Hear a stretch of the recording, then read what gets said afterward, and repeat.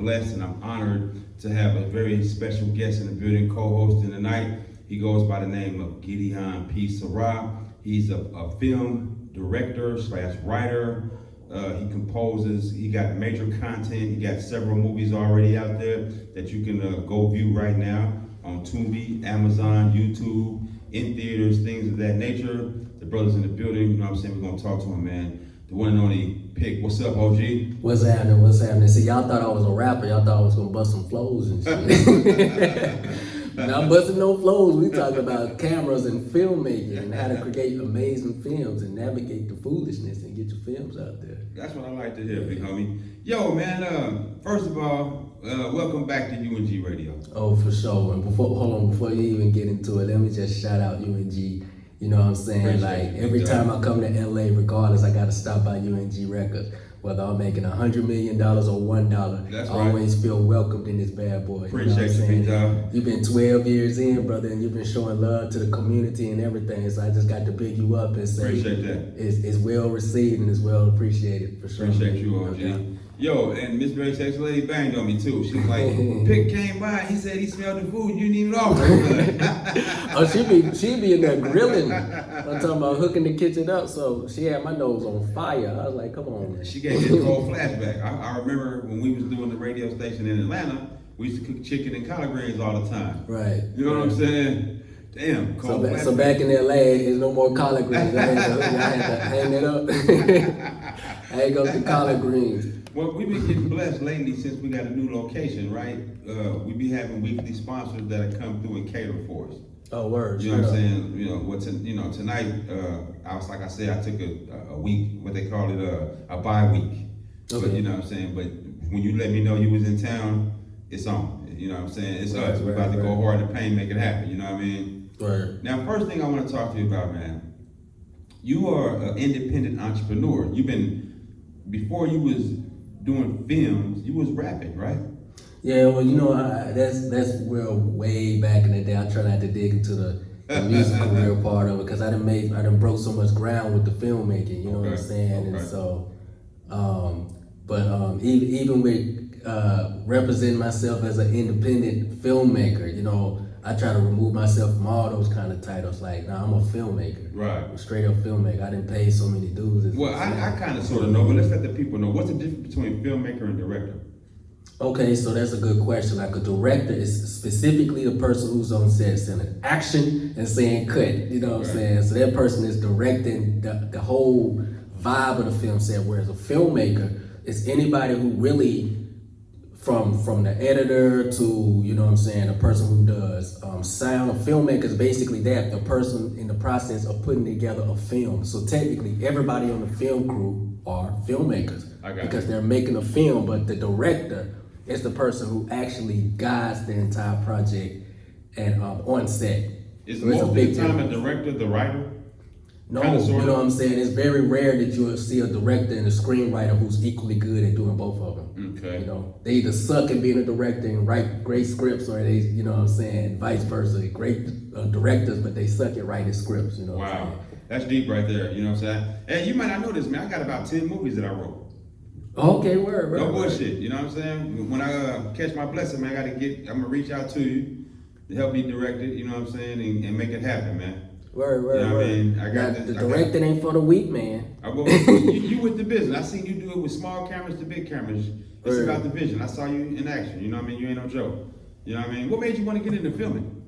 Man, just doing filmmaking in general, man. It was basically a calling, man, because I talk about this on my documentary series called Into the Mac. Y'all really need to check that out. It's about showing how the film industry is like the pimp game, and I'm breaking that joint down step by stage through my career, how they're similar.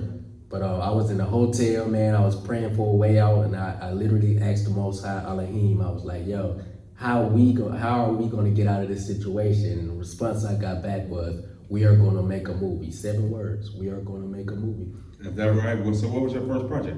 So my first movie that I did? Yeah. Well, my first movie was Yodi. All right, before we go there, when you started, you got your calling.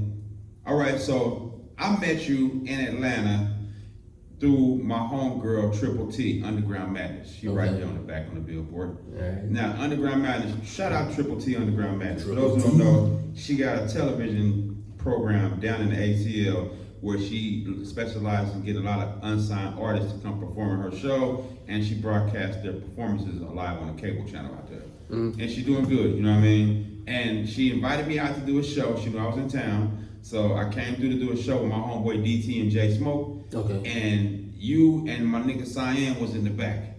And Cyan was like, yo, well, I had met Cyan like a couple weeks prior. And he was like, I met him at the West End Mall. And he was like, yo, man, you waiting on Triple T? I was like, yeah. She said, asked me to meet her right here. He said, what's your name? I said, my name is Madman. And he was like, what? Man, my name is Cyan Madman. You know, it was a trip. So we instantly clicked, you know what I'm saying? So when I said, you doing that show? He said, yeah, I'm doing it. So boom, when I got there, he said, man, my homeboy, man, he fired with that camera, man. His name is Piccolo, you know what I'm saying? Gideon P, SaRa. He hard with it, you know what I'm saying? He coming out the gump. I kept saying that. He coming out Montgomery?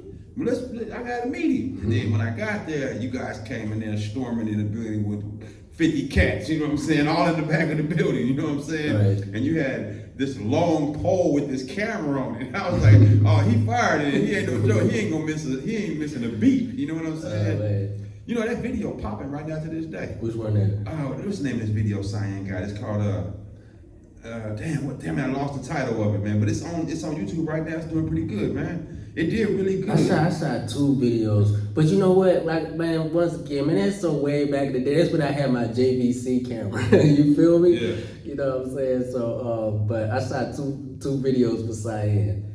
Yeah, that one at that show was good because they had a lot of females that was dancing that night and they got in the video. You really did a good job, man. You know what I'm saying? And I liked it. You know what I mean? And that's how I met you. Right. And you know, that's why I told that story. That's how I met you. And we clicked. And I said, hey man, you know, I run a radio station, you know what I mean? And I want you to come through. I can't remember exactly when you came through, but I think in actuality, I think the very first time we really came through right there, it was either I was shooting something for Slim. I think he had a solo joint that I was doing. Slim. Cause y'all was blazing something. Nah, my homie Slim Pusher. Oh, you feel me? Yeah, so you know what I'm saying. Y'all was blazing. Shout out to Slim Pusher. Nia, what up, Nia? I'm gonna knock Slim out when I see him because he came down to LA a couple times and they came and seen his family. Man, what's going on, Nia? Man, y'all. I remember that day because y'all was blazing something heavy. I still got the screenshots from that shit. I want to see something. I ain't had a chance. Y'all to was see blazing something heavy that day. Oh man. But yeah, man, these documentaries I got dropping those the real shit because man, I didn't drop like a good 9-10 films since then. I didn't drop documentaries, short films, feature films. Man, we didn't did film festivals. You know what I'm saying? We didn't did all type of shit since then. 7 years in doing filmmaking, man, and I didn't learned a lot through this industry so far. And yeah, man, I'm still going hard. I still got a whole lot of shit to offer. So these 3 joints I got coming next is finna be crazy. All right, so you got 3 movies already in the chamber, ready to dump. Oh yeah. Okay, so now just before we go any further, the videos. So when you started shooting the videos and you seen the response from YouTube, is that what made you had that light in your head like, yo, wait a minute, I'm really doing something with this? You know what I'm saying? It's time to start dropping movies. Nah, man, it's just like the way it happened with the filmmaking, I never expected to be a filmmaker. Okay. It was nowhere in my mind. I was just shooting the music videos at the time back in the day because nobody would really give us a chance to really shoot our own videos. So I just started shooting it like, fuck it, man, I'm just gonna take control of my own career and just shoot my own videos, you know what I'm saying? Mm-hmm. But and the whole biggest thing, which I'm telling y'all right now, is use your resources. Use your resources and shoot within your resources, you know? You don't really need no $100,000 budget, $200,000 budgets for your music videos and all that kind of stuff. Man, you might want to ask how much you spent, but I'm not. But I understand what you're saying, though. You basically made a movie with heart. Well, no, with music videos, I filmed within my resource, but when it came to filmmaking, I actually had more opportunities. I had more leeway. I had more people who were more excited of being in it because a film is way different than a music video. And I hadn't shot music videos in a long time, a super long time. Primarily, in all honesty, all that I shoot now is films. Wow. Period. That's deep. You know what I'm saying? Because a video, you ain't got to have so much of a budget. Well, you can. You know, Michael Jackson, he started spending $1 million on a video, and then Dr. Dre and NWA, they specialize in it. So a lot of artists started saying, oh, I gotta shoot $1 million video because they wanted the video to look like a movie or the perfect quality. Then we learned that the music industry is giving people this upfront money, so why go spend all your money on that video and you might not make it back? Right, so right. people started, oh no, forget that, I'm gonna make me a $5,000, $10,000 video. They got smart and they said, hey, well, all you gotta do is have 2-3 baddies, a couple chains, a couple cars, and you're good. And you know what's so crazy in this era when it comes to music videos is that you don't really have to have a big budget or any budget at all. It's actually about how many views and how many people know about your music video. That's Right. the main thing. Right. How many times is it shared? Because trust me, I done seen so many crappy ass videos and they had like, you know what I'm saying, 15 million views and the shit'll be blowing up. I mean, I can't think of the chicks, Glorilla. You can just use our video for example. You know what I'm saying? Her very first video was just cheap as shit. You know what I'm saying? But it caught on and it picked up so much of following and so many eyes was on it till it blew her career up. So that's what's more important now than spending. You got to be almost an idiot to be spending $1 million on a video right now. Ain't that the truth? You're trying to make $1 million, not spend it on a video. They ain't even really pushing videos like that. You know what I'm saying? Your name got to really be hot for people to go to YouTube to check you out. You know, like Nicki Minaj, Young Thug, Little Baby. Now those cats, they got 100 million views, things like that. You know what I'm saying? I wouldn't even say that, bro. Your name ain't got to be. Your name could be trash. You feel me? Do you got the ability to create a buzz? How great is your social media networking team? Yeah. And that's how a lot of motherfuckers with no talent and no skill is getting their names out there, you know what I'm saying? Because they know how to push. Yeah. I don't even lie. Motherfuckers was mad at Lil Nas X, and we kind of getting off topic, but a lot of folks was mad at Lil Nas X, but he played some incredible plays. His name, because first of all, when you tag Lil, everybody got Lil in their name. So you could just type in Lil on the accident, his name would come up. Then Nas, then X. So he took names that people search a lot and put that within his name. Then he did a lot of different shit that made his video blow up to a certain type of status. Like, this is not the 90s. You don't have to spend no incredible amount of money to have a video, but you need a video. Right. You definitely need some kind of video. You gotta have visual. You're right. You know? Hey, that's dope. It's a young cat out here named Watts Homie Quan. Do you know what this is? Nah. Okay, Watts Homie Quan, he used to be on Wild 'N Out with Nick Cannon. Okay. The young brother, he from LA, you know what I'm saying? And he go around and make skits in the hood about the hood. Right. He really funny. He got real good YouTube content, right? He came here and said that he got a lot of videos on YouTube that actually got him through doors. Got him in movies, scripts, and stuff like that, right? Yeah. He said he did his whole entire career so far on the phone. He ain't never grabbed a camera. Right. You know what I'm saying? So I understand exactly where you're coming from. You know what I mean? He just mastered that iPhone. You know, so if And you know it just what you're doing, it just depends on your skill level. I mean, the phone that I got, no BS. The bad boy shoot 4K. I can literally shoot a real nice film on it, especially if I rig it right. right? But they've been trying to do that for the longest, and to an extent, I feel like that kind of kills the value of the film camera a little bit. But I mean, shit elevates, and you got to be able to elevate and change when stuff change with it, you know. Okay, now you got me thinking now. Okay, in the industry, Universal Movies, theaters or whatever, studios, they'll get a movie for like a Brad Pitt. That's, you know, these big diesels come out and they got all this equipment on the back of the diesels. And they put in all these big $800 million cameras and all this stuff to shoot this film to catch a scene that cats is doing on their phone. I'm not a film director. I know in common sense those cameras are more better, but what's the big difference? You know what I'm saying? I know the little phone ain't gonna match up to the big cameras, but people are actually winning with little phones and little cameras. So check this out. You just opened up a whole lot with that, because in all honesty, whenever we making films, the whole goal, we don't make films for other directors. We don't make films for other producers. We make films for the audience, the motherfucker that work at Starbucks and Ralph's and shit. We make films for them. Okay. So a lot of them, if you shoot your joint right, they can't tell the difference between something that was shot on the phone and something that was shot on one of these high-tech cameras.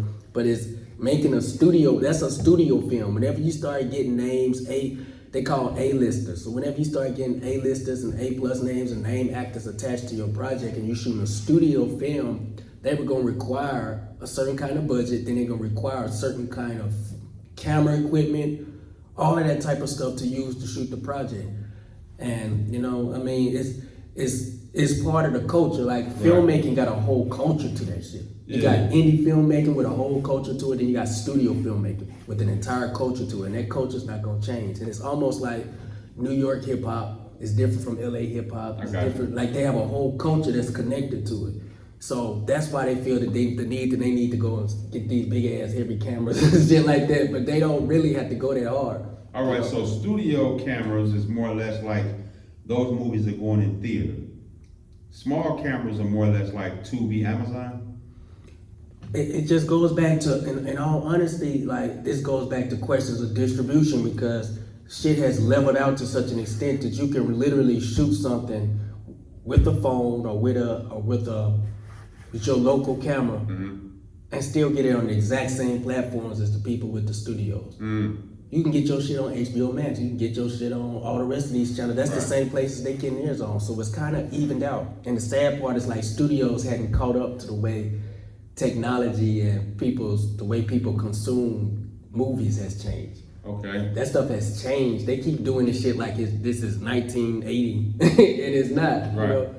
People don't really have to really go into movies no more. You got the VR goggles. You can sit at your home and enjoy a whole movie experience at your house, and you feel like you actually in the movies. That's right. That's right.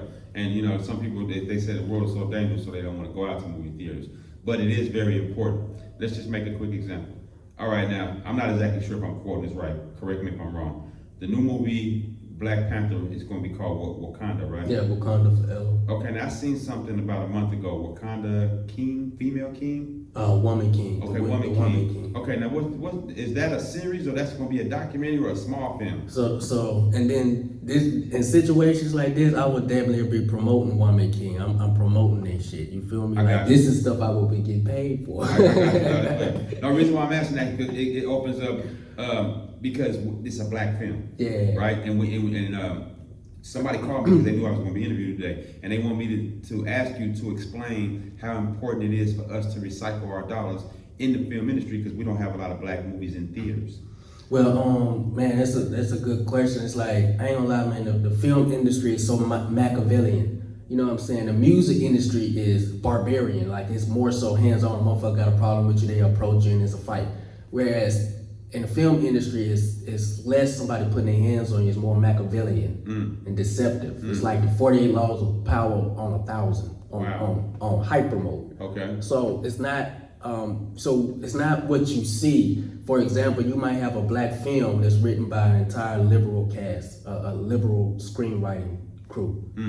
So it's not a black idea.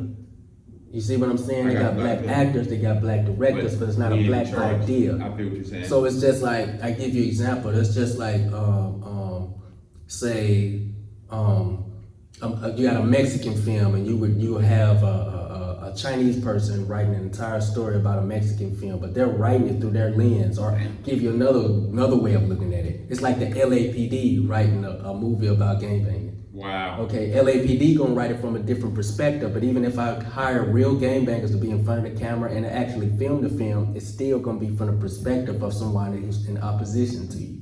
And that's what you're dealing with when you're seeing all these films. So it's not really you recycling the black dollar. You need to look at who's the producer, because the actors already got paid. You see what I'm saying? Yeah, we do know that a lot of these movies, they be black actors, but they're not black owned. And I got you loud and clear. You know, that is important because a lot of black folks help build Hollywood. And I know Hollywood got a lot of racism going on up there from all aspects of the industry, you know what I'm saying? And they don't want to let certain people get through certain doors, and we call them gatekeepers. You know what I mean? We get some gatekeepers up there that they hand select certain people. They hand select the ones who they think that's gonna blow up in the music industry. They hand select football players, basketball players, or only a sprinkle of directors or actors. It's always gotta be 3 to 5 that's on fire right then. Everybody else is gonna be underground. And you know what I'm saying? That makes it tough because you looking for we black folks, we looking for our people to work with us, but they can't because they're on paperwork, or they don't want to mess up their opportunity, things like that, you know what I'm saying? So it makes you kind of wonder. I've never been behind that wall when it comes to that part of the game, but I do have a lot of friends that works over there, Monica Dollface. She films movies. She go hard in the paint. She got the Christmas the app that stole Christmas, featuring Ray J and a gang of other folks. She's a good friend of mine, and she got a lot of movies out there. And also my homegirl Kanisha Buss. She's from Seattle. She got movies that she done that's doing good, but they don't seem to get picked up like a Martin Lawrence movie or the big movies. You know what I'm saying? So I wonder why. Man, I mean that's the movies are good too. They're on Amazon, Tubi. Everybody's seen them, and they got good quality. You know what I mean? But like I said, it seemed like it's hand selected. You know what I mean? Let's talk about the real shit that's going on in Hollywood. The mainstream film industry, everybody there is hand selected. I mean, but just in general, the mainstream culture in general, especially in this era, more so than any era, everybody's is selected. Right. I can say honestly, for the last 20 years, you have not seen a celebrity on the world stage that the people selected. For the last 20 years, they stopped doing that shit in the 90s. Wow. You know what I'm saying? And you could tell there's a different caliber of stars that came out in the 90s than it came out in 2000. A lot of those people who came out in the 90s till this day can still make money, can still do shows, can still make movies and sell. Right. From Will Smith to Queen Latifah to, you could pick any of these people from the 90s and they can still make money today in today's market. But from 2000 going on down, they stopped building. They first of all start selecting people, and I was told this personally to my face, and it surprised me that they're not looking for artists who have talent. And let me explain to you why. A talented person is a person that I feel like I'm fucking some shit up saying this.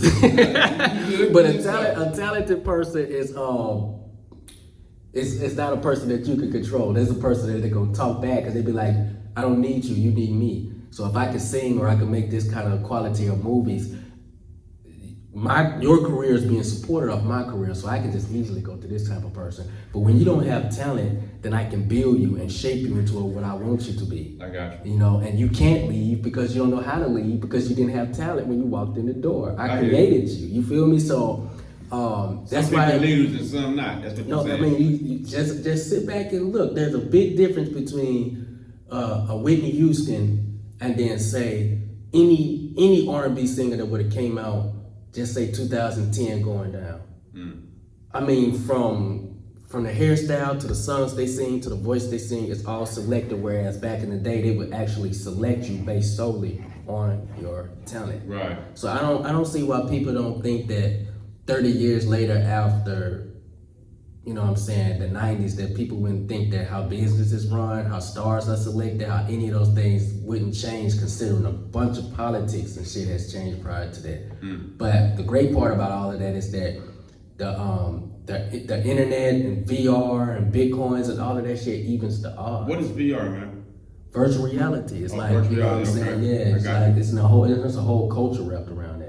For sure. Okay, that's deep. You know? You know what I'm saying? Hey, yo, it's UNG Radio Station. We're going to go to a quick break, come back, talk to the folks, you know what I'm saying? We got the one and only film director by the name of Gideon P. SaRa in the building. You know what I'm saying? He's in touchdown with the New York film industry, the Georgia industry, and California. So let's talk to him and find out, for you up-and-coming film directors, he got some blessings he can share with you, and we need our people to go support him. He got movies right now that you can go purchase. You don't always have to go online and go support the ones who don't support you. You know what I'm saying? Go watch some films that look like you. You know what I mean? Go check out some of his new movies. Let's talk to him about it, the whole nine. Let's go to a quick 60-second break, man, and talk to our folks, man, all right? You've been doing movies for how long now? 7 years. 7 years? Yeah. All right, and officially, how many movies do you have out? Oh man, let's see. I want to say it's about 10 or 11. You got 10 or 11? Yeah. Okay, the main movie, that's crazy. I only seen about 3 of them then. All right. So I got a lot that I'm getting ready to release and everything like that. Okay, well, what I'm gonna do is and then you slipping. You only seen how many? 3. No bullshit.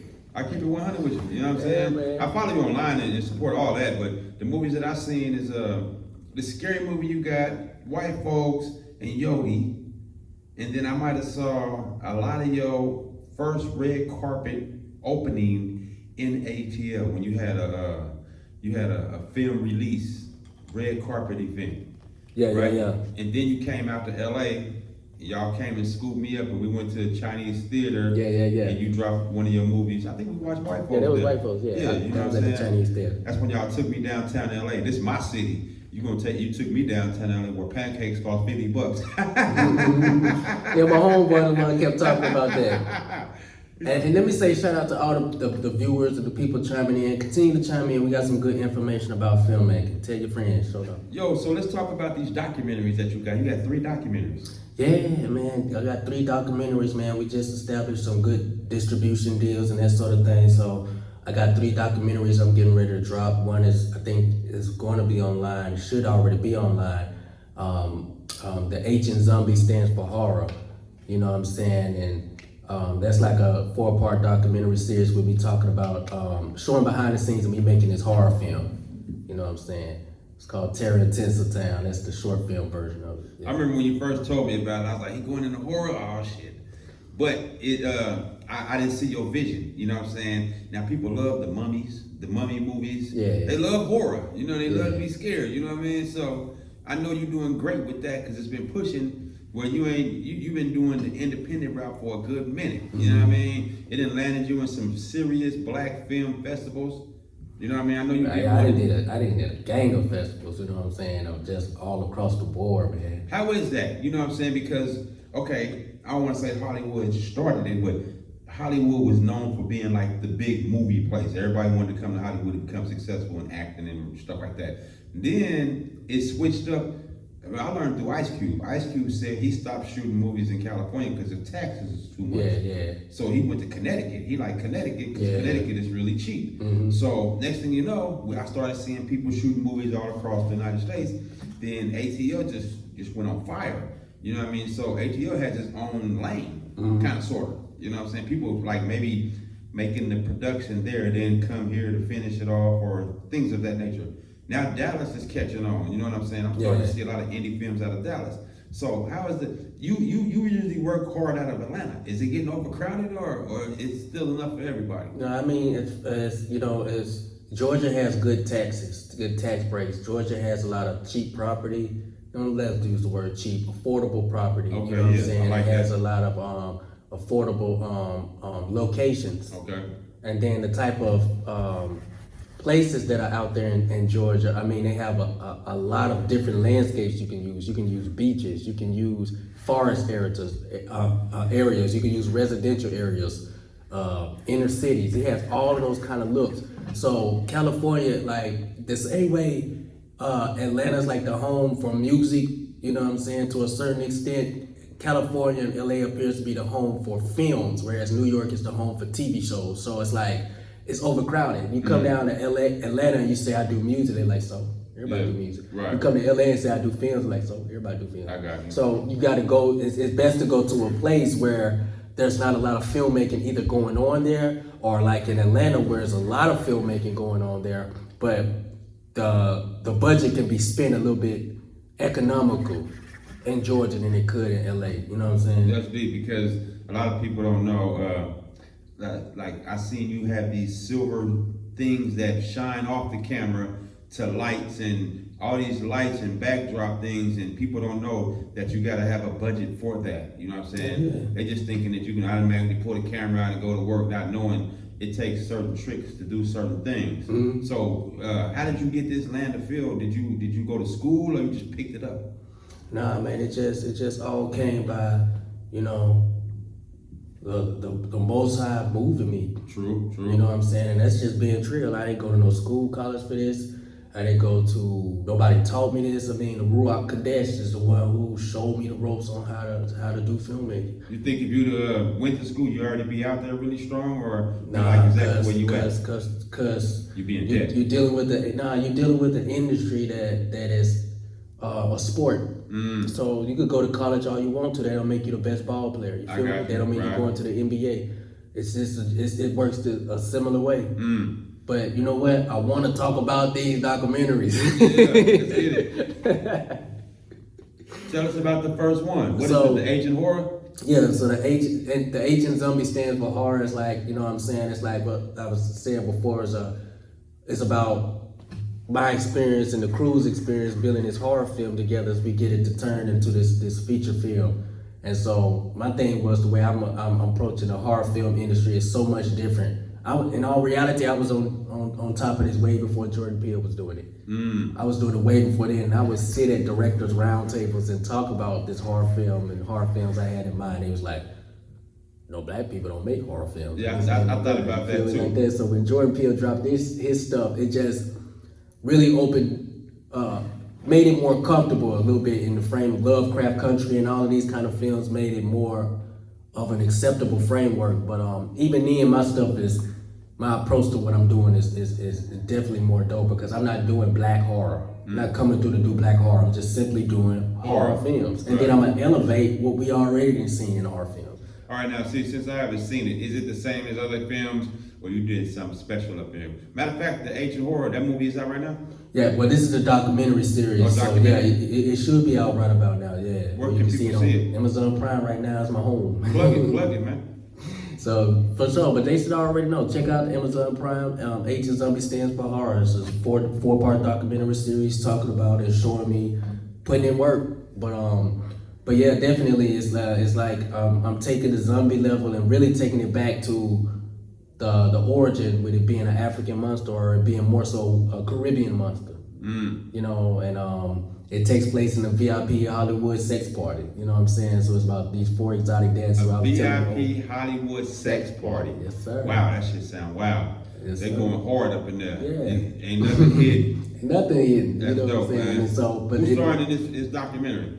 Well, in this documentary is just I show a lot of the people that we cast in the short film version of it. So there are no name actors in it as of yet, but the main part about this documentary is just showing what it takes to get a film made from seed level to this next level. Where do you go next after you get the investment? How do you turn a proof of concept into a feature? Just showing the pipeline and what it takes. And filmmaking ain't for the weak. I like that, you know what I'm saying? Go on Amazon and check that out, the Asian Horror, man, you know what I'm saying? And the brother giving game to help more people, instead of him saying, no, it's just me. He's actually saying, you know, it's enough for everybody, this is a lesson. I know earlier before we started the interview, you was telling me that you kind of sort of, I don't want to say classes, but you do accept, you do give out tips or whatever, information, like paid classes. Am I saying it right? Well, yeah. I have some things I'm gonna do on that level coming up. I think the most immediate thing is I got something called "Live to Film Another Day," and it's like a blog page where I'm just giving a lot of encouragement to filmmakers because that's the biggest thing. Outside of investments, the next biggest thing is inspiration that filmmakers need to keep on going through the shit because it's an extremely complicated job. You know what I'm saying? The joint is not easy. So I'm just giving them little tidbits, almost like I'm talking to them like a fellow soldier, like me in Vietnam or we in Iraq together.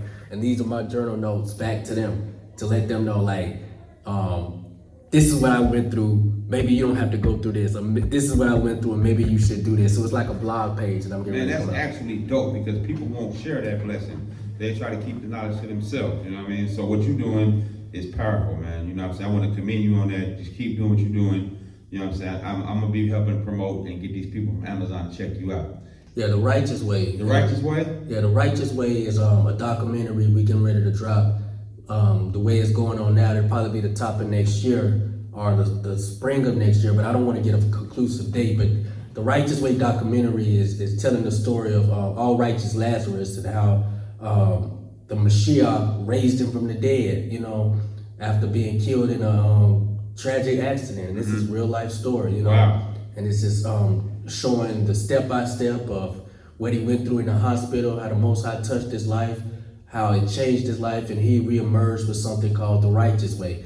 Now, when I say all righteous Lazarus, I'm talking about Slim Pusher, you know what I'm saying? Right. So he's changed his name to All Righteous Lazarus, and so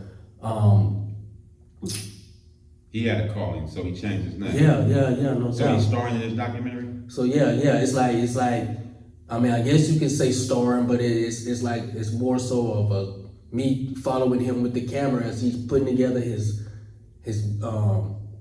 artwork for his cover, performance, and it got little performance segments in it and everything. It's a full-fledged music performance documentary. And the most incredible part about it is we talk about all of these rappers who are getting murdered. Now, ironically, we was talking about this, and the documentary is already made. Right. But we was talking about this way before this got to the point where it needed to be discussed here on social media. So we got a whole segment in it where it's talking about how hip hop got to this point, how people making money off of the murder of rappers and all of that kind of stuff, and actually giving a solution to the problem by telling people about something called the righteous way, where we talking about a culture of life versus a culture of death. You know what I'm saying? And we've been programmed on a culture of death. And when I mean by culture of death, I mean to not eat healthy, to pour liquor and alcohol and drinking and smoking and all of that into our body, the way we date, the way we approach a lady and all these other type of stuff. We put ourselves in a position where now we're dying young off of almost everything in every possible way. It's like a full culture of death, both physically, mentally, spiritually, and emotionally. Wow. And it needs to be countered by a culture of life. And by a culture of life, I'm talking about a wealth program, I'm talking about a health program, I'm talking about a full-fledged resurrection, starting with rap in the streets. And it's called The Righteous Way. And Yo, I gotta check that out. You said it's coming out next year? Yeah, definitely. Okay. Yeah, I see what you're saying. You loaded, ready to go. Now that right there is gonna be powerful information, because the old school, they focused on making good music, but not the business. The new cast, they focus on the business, and maybe the music isn't so good. So what you just talked about right there can actually open some eyes to help people get their things together. And I know about Slim Pusher. With Slim Pusher, he had a really hot buzz in music, and he kind of took a break for a second. Acting is, I don't know if that's his backup, but I think that, I wonder, did he go to classes for acting? Has he? No. He got a lane there, all right, because he already in Yodi. Now that I brought that up, your staff, your acting staff, are they jumping with you to the other films, or you like working with other folks, or a little bit of both? Yeah, a little bit of both, man, because I like to keep my mind open to meet new stars and meet new actors and that sort of thing, and actors that I've grown in a working attachment to. Because some people are great, you just to kick it with them, but then some people are good when you actually work with them, and they you just have a connection. You're able to bring out their full talent on screen. Right. And then some actors you just don't have that connection with. So that's how I feel about it. You know, I'm open to working with new actors, but I'm also pulling actors that I worked with in the past, the very few, on to the next level. Right, because everybody's journey ain't yours. Everybody can't go with you. Right. You know, God got a blessing for you, and it's gonna involve a few people, but everybody can't go. You know what I'm saying? So I do understand. And then you have to upgrade. You know, I don't expect anybody to start off one. But if you're at the same place you was in your career that you was 3 or 4 years ago, you have not made any progress. Right. You need to look back and be able to say, all right, I've moved past this kind of actors. I've moved past this kind of cameras. I moved past this kind of film ideas. Yeah. Come on, yo. You know what I'm saying? Steven Spielberg's first joint, I think his first major joint at least was Jaws. He's not making them kind of films now. I mean, you upgrade, you get bigger budgets, you get bigger actors. You know what I'm saying? So that shouldn't even be no diss to nobody. You know? And now that you brought that up, how do the directors treat you when they know they see you? They've been seeing you on the grind, and they know you're hungry, and you motivate yourself, and you still just popping out of nowhere with all these projects. You know, how is that, man? I know you in LA right now. You just went to a major film convention, something like that, right? Yeah. How was it, man? Well, that's something I think I'm gonna talk about that at another time. You know what I'm saying? Okay. It was interesting to say the least. Well, I hope LA didn't rub you the wrong way, because LA is one racist ass city. You know what I'm saying? People don't know, just because there was no slavery in California one racist ass state. You know what I'm saying? They're really hateful out here. You know, they lock gangbangers up extra time, and some people might not even be gangs, and the police department will write that on your line. You know what I'm saying? Just because he lived in this neighborhood and he did this, and then he's supposed to get the max 2 years, all because he lived in that neighborhood, they're gonna give him 4. Things like that. They're very racist out here. You know what I'm saying? And that's why so many people, so many homeless folks. That's why it's crazy. You know what I'm saying? But the industry's been racist, because they know they look at us as the talent. You know what I mean? They might be like, you could be in one room with a bunch of directors, famous people from Universal, Sony, all these places. They be like, well, why do you come bring your project to me? Because they really want to get in on your project to, you know what I mean, and make money off of a cat, learn the ideas, and go back to their camp and really succeed off of it. And that's how they've been doing us for years. So I like how Tyler Perry, he'll do his own thing. He's been kind of kidnapped lately, you know what I mean? Because he started off doing his plays. He had his own, his Tyler Perry Studios. I know he still got it, but then they kidnapped him. They wanted him to start doing movies for them, and that kind of stopped his writing and his movies, TV shows. So, you know, with that right there, it's important to have independent folks like yourself. You're like a free agent when you're independent. You know what I mean? You're not on lockdown. You know what I mean? Because like you said earlier, some of these actors are on lockdown. They can't do certain things. You know what I mean? They can't do like a Cat Williams. Cat Williams, I don't know if he has a deal right now, but he's like a free agent. He can go do comedy whenever he wants to. He can do this show when he wants to. He can get in that movie. And you know what I'm saying? That's important. And you're a person of power that's actually directing and writing. That's the difference. You writing the movie and directing it. Yeah, so it's like that's, I call those just power positions. You know, the investor, that's a power position. Producer, director, because the writer, they control the image that comes forth through the actors, the talents and people you see on the screen. So people like me, people who can do various number of jobs like that at one time, we play an important position. But I see a huge lane in me with from the time I've been in this industry. I see a huge lane that I feel like is just wide open for a person like me, because you know, I'm not trying to step on nobody's toes or trying to be the next nobody.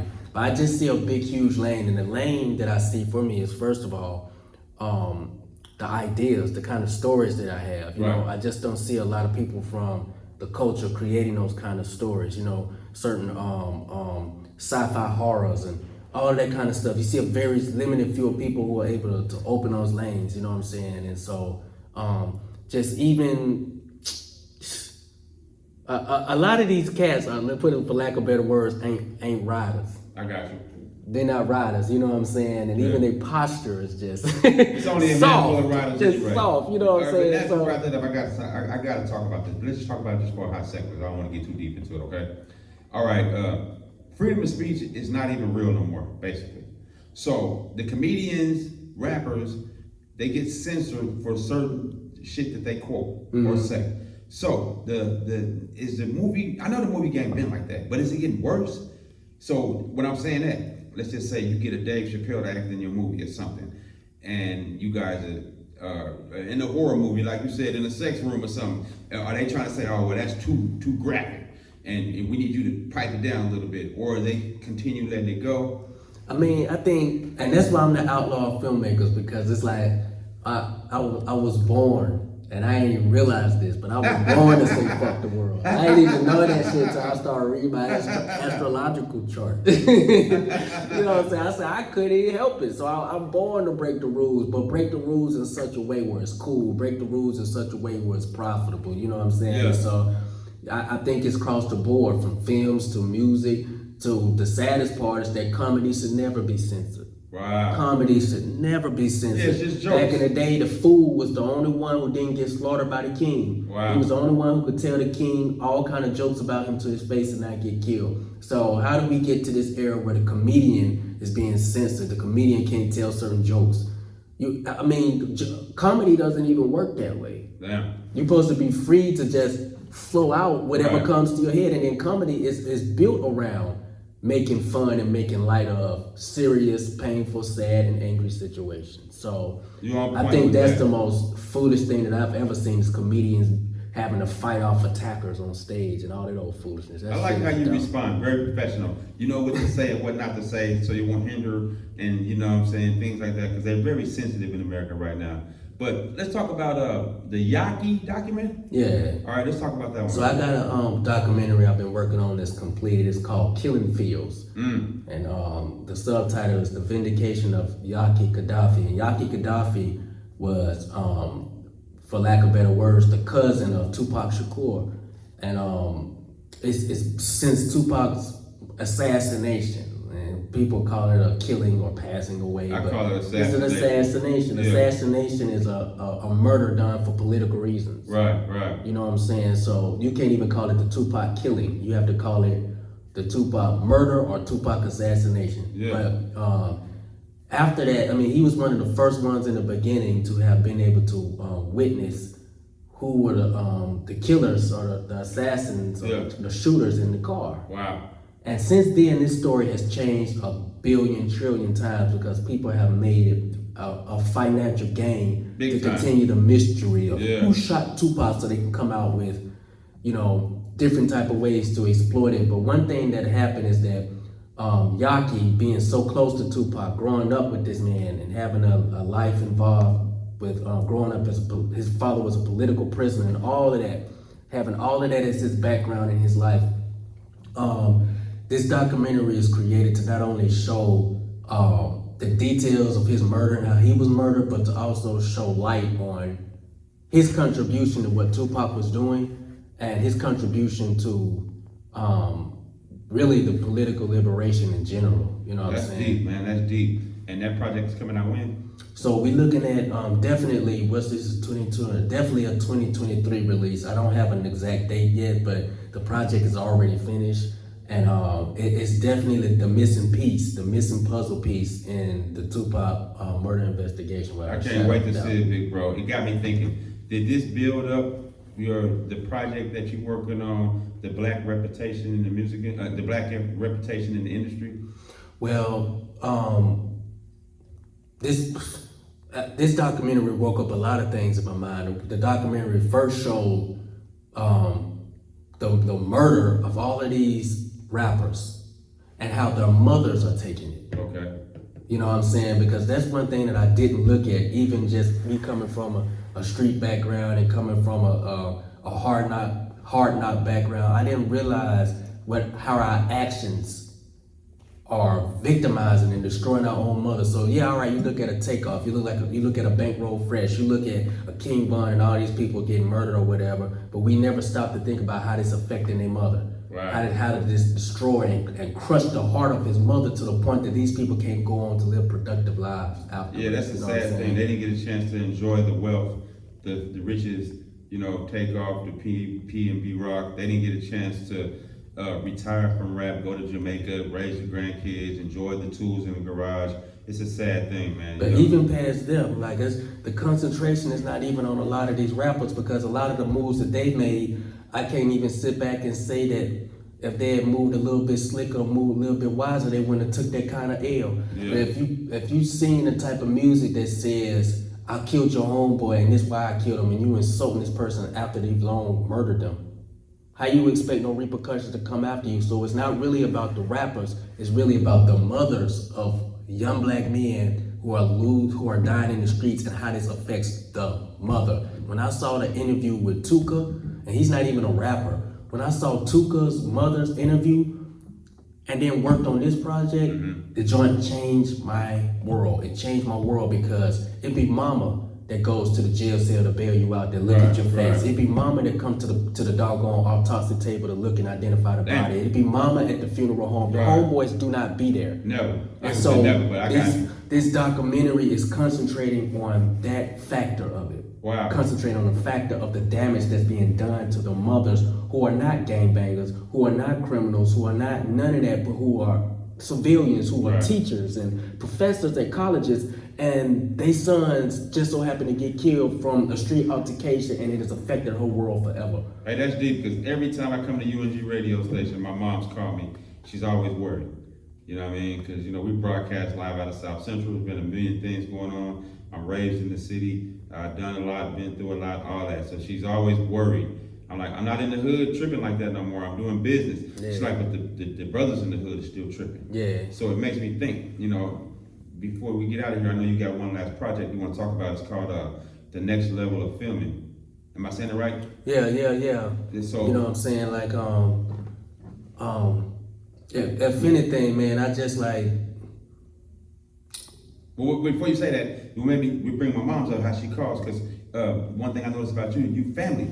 You work with your brothers and your family. You got your brother Rio. He is a makeup artist, kind of slash.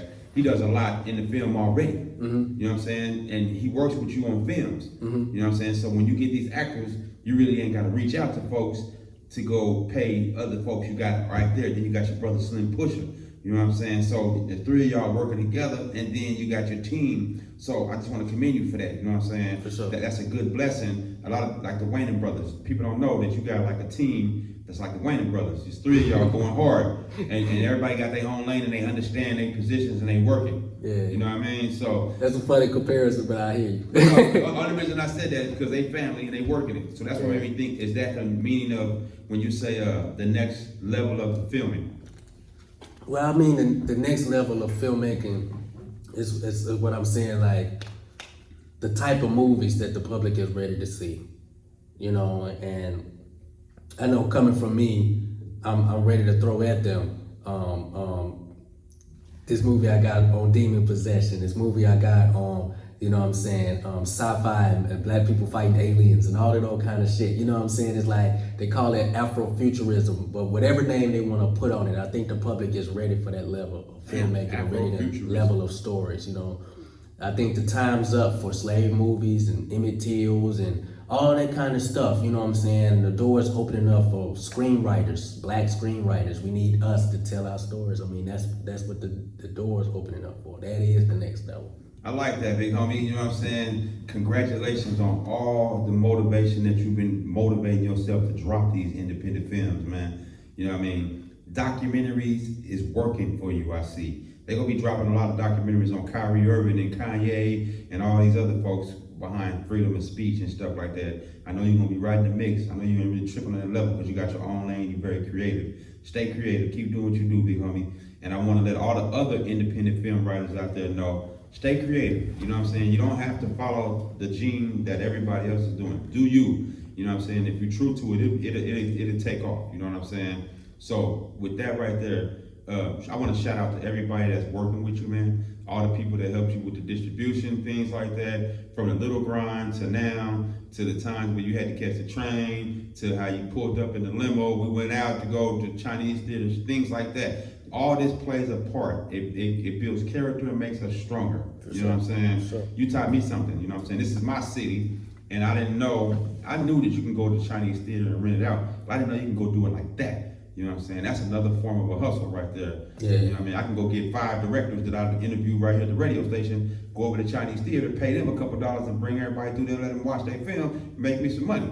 You know, it's everything is a hustle. Everything is business. You know what I'm saying? But I appreciate you for coming through, big homie. You know what I'm saying? Unfortunately, we out of time. You know what I'm saying? This hour interview went by quick. Yes, sir. You know what I'm saying? But you got a lot of points across. I'm listening. Let me say this before we chime out, though, man. Just make sure that everybody who's listening and watching, just make sure that y'all get prepared for these 2 documentaries I'm finna drop, The Righteous Way and Killing Fields, man. It's really gonna impact hip hop and rap culture and black culture and youth culture in an amazing, unforgettable way. And I'm so sure that, you know what I'm saying, anybody who's got a chance just to see a snippet of that, I mean, it's changed people's life to the point that they want to research their roots, you know what I'm saying? Yeah. They want to maneuver differently, clean their life up, and it's definitely going to be the Ruach Kadesh talking to the public. That's for sure. I like that. So, and like I was saying, don't give up, not you, just in general, don't give up your DVD game, man. Because they want you to load all your films and rap music on their platform so they can control your master. And if you don't do right, they can take it from you. And then now your master is on Tubi or your master is on Spotify, and you're sitting here looking dumb when you could have did it the underground way. So do both ways. Have it on the Spotifys, have it on the Amazons and the Tubis and the YouTube, but at the same time, you got these CDs for sale, you got these DVDs for sale, because that's uncut money that they can't stop, you know what I mean? And continue doing your shows and continue doing your book signings or your like a film tour or whatever. I don't know if I'm saying it right, you know what I'm saying? Kind of like a promotional tour, what you're doing right now. Yeah. Keep doing these things and don't let nothing stop you, my brother. You know what I'm saying? All I wish is major success, man, out here on the planet. You feel me? For sure, man. And you know what I mean? And whenever you need me, man, you welcome to UNG Radio. Come through, man. Let's make it happen 24/7, man. You got some shout outs, big homie? Yo, I said I'm gonna stop doing shout outs because every time I do a shout out, somebody wowed out. As soon as you do a shout out, that shit don't age well. You do a shout out, you look at the video again, be like, damn, this motherfucker just betrayed me. This nigga that tried to do some wild shit. That's true. You can't, So you that goes earlier. Everybody can't walk with you. I'm just gonna say shout out to all the folks who mean well, shout out to all the folks with good hearts, shout out to all the people who wake up every day and go for theirs and go for their goals. Shout out to all the elect, shout out to all the people who love the Mashiach and rock with the Mashiach. That's what I'm gonna shout out. That's dope right there, you know what I'm saying? And what he's saying, he's a man of God, he stands for something. He just don't drop films just for the money, even though we need money to survive out here on the planet. He dropping movies to give other black folks employment. You know what I'm saying? Y'all got to pay attention to the other vibe, you know what I'm saying? When Ice Cube, they say Ice Cube ain't did nothing for the community. That's not true. He done dropped several movies and he had 50 actors all through the movie. Everybody got to check. When that man went home with an acting part from Ice Cube's movie, he took a $18,000 check.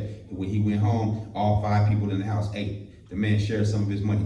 These are dollars that's going through our community that y'all got to start paying attention to and stop disrespecting, you know what I'm saying? And you got to understand, the filming, the industry, we can really open up our own lane. That's a whole nother level. We really don't need Hollywood and them as much as we think we do. We can do our own thing, y'all. Let's get it. You know what I'm saying? If you wanna film a short film or you wanna shoot a video, I got space for you right here in UNG Radio Station. I got a backyard, we got a jail cell, we got a library, we got a lot going on in this building, man. We can help out, we can make some things happen. Use the resources like Pick said earlier in the conversation. Use your resources, you know what I'm saying? But before I get out of here, I need y'all to know to don't be afraid to say what you want to say. I don't care if it's election day 2022, I don't care what's going on. Be yourself, say what you gotta say. But you know how to say it to a limit where you don't get yourself killed. Because once you start talking to Malcolm X, the Martin Luther King, the Tupacs, they're gonna wanna come look at you. The FBI watching you, CIA, they already watching UNG Radio. They watch UNG strong. But you know what I'm saying? We're not out here saying F white folks or F Indians. It's a way to talk about, you know what I'm saying, to get at folks to let them know that we mean business.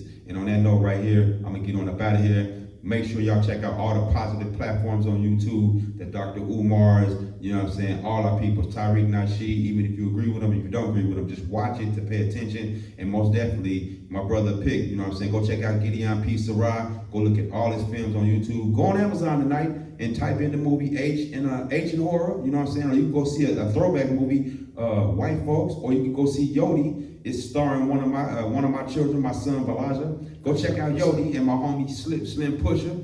You know what I'm saying? With a gang of folks off in there, you know what I'm saying? Thanks for coming, OG. You know what I'm saying? I appreciate you. No doubt. It's always a blessing, my nigga. You know what I'm saying? Always a pleasure. Yo, let's get into this brand new song by the one and only King Crook featuring Joel Ortiz. It's called 911, the biggest gang in America. All right? Or one of the biggest gangs in America besides these other haters. Let's get it, baby.